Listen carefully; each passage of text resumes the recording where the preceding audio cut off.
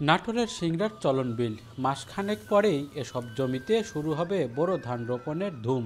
তবে বিস্তীর্ণ মাঠ এখন কচুরিপানার দখলে। এতে ধান রোপণে বেগ পেতে হচ্ছে চাষিদের। চলতি বছরের সেপ্টেম্বরের শেষ নাগাদ চলন বিল অঞ্চলে বিলম্ব বন্যা হয়। সে বন্যায় এই পানিতে স্রোত না থাকার কারণে কৃষকদের জমিতেই এভাবে পড়ে রয়েছে কচুরিপানা। এতে করে কৃষকরা যেটি বলছে, এই কচুরিপানা পরিষ্কার করতে তাদের ৬ থেকে ৭ হাজার টাকা লাগছে প্রতি বিঘায়। এতে করে তারা বোরো ধান করে যে লাভ করতে পারতেন, সেই লাভের গুড় এখন পিঁপড়ায় খাওয়ার মতো অবস্থা চলন বিল অঞ্চলের কৃষকদের। ১ বিঘা জমি ধান হয় ২৫ থেকে ২৮ মণ।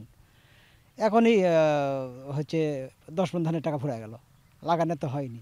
এখন উপায় তো নাই, বন্যায় ভাসে চলে আসছে, নিজে থেকে একটু খরচ করতে হবে। এটা মানে এক্সেস একটা খরচ আমাদের জন্য। দ্বিতীয় মানে কারণে আমরা শস্যের আবাদ ভালো করতে পারি, মানে শস্যের আবাদ হবে না আমার এলাকা, এবং বিরাট আমাদের ক্ষতি।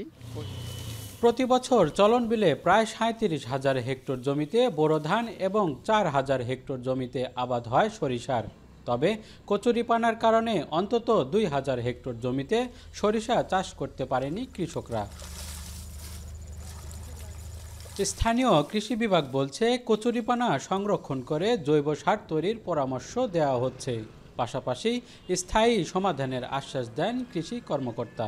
কচুরিপানাগুলো তুলে যদি তারা এক জায়গায় স্তূপ আকারে করে এগুলো পচাতে পারে, তাহলে একটা জৈব সার হয় এবং জমির উর্বরতা শক্তিটা বাড়তে পারে।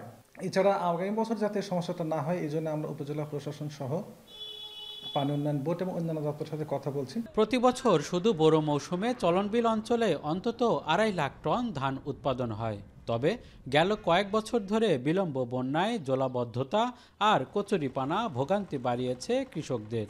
তাই জলাবদ্ধতা নিরসনে স্থায়ী সমাধান চান কৃষকরা। মাহবুব হোসেন, এখন, নাটোর।